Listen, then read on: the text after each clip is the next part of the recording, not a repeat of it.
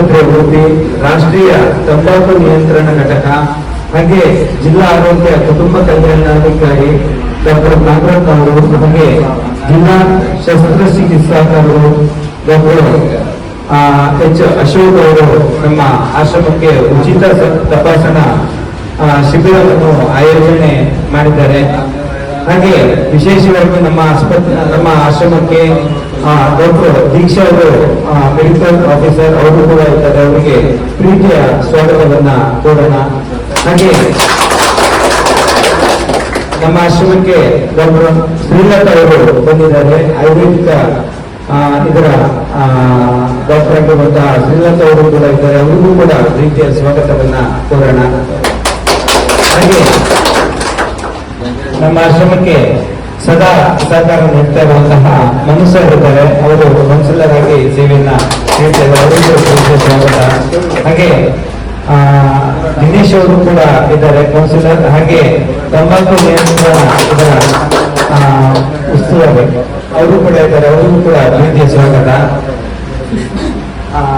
ಸುಷ್ಮಾ ಅವರು ಕೂಡ ಇದ್ದಾರೆ, ಅವರು ಕೂಡ ಕೌನ್ಸಿಲರ್. ಅವರಿಗೂ ಕೂಡ ಪ್ರೀತಿಯ ಸ್ವಾಗತ. ಹಾಗೆ ನಮ್ಮ ಈ ಸಂಸ್ಥೆಯ ಮುಖ್ಯ ಪ್ರಧಾನಿ, ನಮ್ಮ ಉಡುಪಿ ಜಿಲ್ಲೆಯಲ್ಲಿ ಸದಾ ಸೇವೆ ನೀಡ್ತಾ ಇರುವಂತಹ ನಿತ್ಯಣ್ಣ ಅವರು ಕೂಡ ಇದ್ದಾರೆ. ಅವರಿಗೂ ಕೂಡ ಪ್ರೀತಿಯ ಸ್ವಾಗತ. ಹಾಗೆ ನಮಗೆ ಸದಾ ಸಹಕಾರ ನೀಡ್ತಾ ಇರುವಂತಹ ಸಿಸ್ಟರ್ಸ್ ಅವರು ಕೂಡ ಇದ್ದಾರೆ. ಎಲ್ಲರಿಗೂ ಕೂಡ ಪ್ರೀತಿಯ ಸ್ವಾಗತವನ್ನ ಕೋರ್ತಾ ಇದ್ದೀವಿ. ಹಾಗೆ ಬಂದಂತ ಅತಿಥಿಗಳು ದೀಪವನ್ನ ಬೆಳಗಿಸಬೇಕಂತ ಹೇಳಿ ಕೇಳ್ತಾ ಇದ್ದೇವೆ.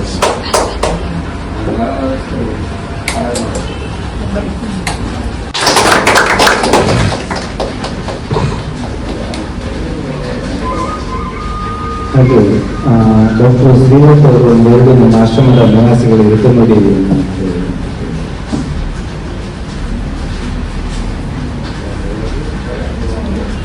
ಎಲ್ರಿಗೂ ನಮಸ್ಕಾರ.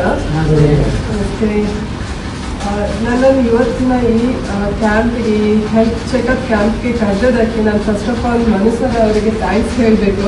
ಒಂದು ಹೊಸ ಎಕ್ಸ್ಪೀರಿಯನ್ಸ್ ಇಲ್ಲಿ ನಿಮ್ಮನ್ನೆಲ್ಲ ನೋಡಿ ತುಂಬ ಖುಷಿ ಆಯಿತು ನನಗೆ. ಸೊ ಹಾಗೆ ಈಗ ಹೊಸತ್ತು ಕಾಂಟ್ಯಾಕ್ಟ್ ಡೆವಲಪ್ ಆಯಿತು ವಿನಯ್ ಅವರದ್ದು.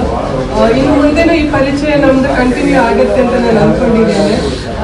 ನಿಮ್ಮ ಎಲ್ಲರ ಜೊತೆ ಒಂದು ಒಳ್ಳೆಯ ಬಾಂಧವ್ಯ, ಒಂದು ಒಳ್ಳೆಯ ಸಂಬಂಧ ಇಲ್ಲಿಂದ ಡೆವಲಪ್ ಆಗುತ್ತೆ, ಅದನ್ನು ನಾನು ತಗೊಂಡು ಹೋಗ್ತಿದ್ದೇನೆ. ನಿಮ್ಗೆ ಇಲ್ಲಿ ಬಂದು ಹೊಸ ಜೀವನ ಸಿಕ್ಕಿದ ಹಾಗೆ ಅಲ್ವಾ? ಈ ಆಶ್ರಮಕ್ಕೆ ಬಂದು ನಿಮ್ಗೆ ಒಂದು ಹೊಸ ಜೀವನ ಸಿಕ್ಕಿದ ಹಾಗೆ.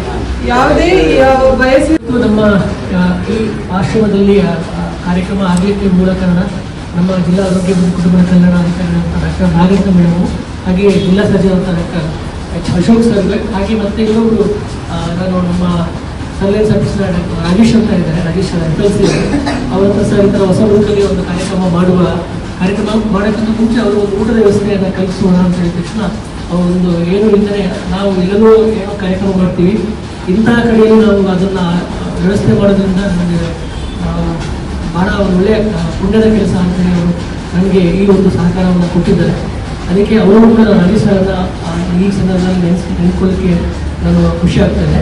ಸೊ ಎಲ್ಲರೂ ಕೂಡ ನಾವು ಡಾಕ್ಟರ್ಸ್ ಇದ್ದೀವಿ, ಅವರು ಆಪ್ತ ಸಮಾಲೋಚಕರು ಇದ್ದೀವಿ. ನಿಮ್ಮ ಆರೋಗ್ಯದ ಸಂಬಂಧಪಟ್ಟಂತೆ ಏನೇ ಗೊಂದಲಗಳಿದ್ದರೂ ಅಥವಾ ಏನೇ ಸಮಸ್ಯೆಗಳಿದ್ದರೂ ಯಾವುದೇ ಥರದ ಮುಚ್ಚುಮರೆಯಿಲ್ಲದೆ ನಮ್ಮ ಹತ್ರ ಕೇಳ್ಕೋಬಹುದು. ಇವತ್ತಿಗೆ ಅಲ್ಲ, ಇದು ಮುಂದೆ ಕೂಡ ನಮ್ಮ ಜಿಲ್ಲಾಸ್ಪತ್ರೆಯು ಕೂಡ ವಿನಯ್ ಸರ್ ಮತ್ತು ನಮ್ಮ ನಿತ್ಯಾನಂದ ಒಳಕಡೆ ಸರ್ ಕೂಡ ಒಟ್ಟಿಗೆ ಬಂದು ನಮ್ಮ ಆಸ್ಪತ್ರೆಯ ಸದುಪಯೋಗನ ಪಡ್ಕೋಬಹುದು ಅಂತ ಹೇಳಕ್ಕೆ ಇಷ್ಟಪಡ್ತೀನಿ. ಧನ್ಯವಾದ.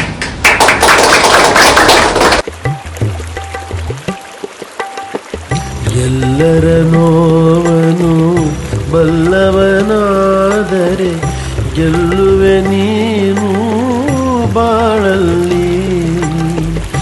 ಎಲ್ಲರ ನೋವನು ಬಲ್ಲವನಾದರೆ ಗೆಲ್ಲುವೆ ನೀನು ಬಾಳಲ್ಲಿ. ಲೋಭವಿಲ್ಲದ ಉಪಕಾರವೇ ಸುಖವು, ಲೋಭವಿಲ್ಲದ ಉಪಕಾರವೇ ಸುಖವು. ಗರ್ವವು ಬರದಿರೆ ಮನದಲ್ಲಿ, ಎಲ್ಲರ ನೋವನು ಬಲ್ಲವನಾದರೆ ಗೆಲ್ಲುವೆ ನೀನು ಬಾಳಲ್ಲಿ.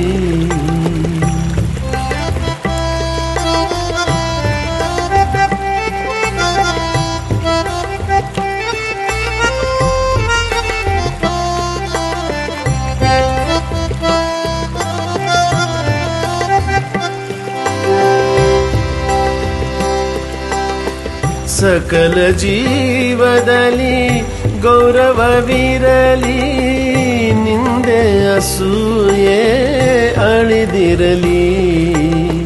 ಸಕಲ ಜೀವದಲ್ಲಿ ಗೌರವವಿರಲಿ, ನಿಂದೆ ಅಸೂಯೆ ಅಳಿದಿರಲಿ.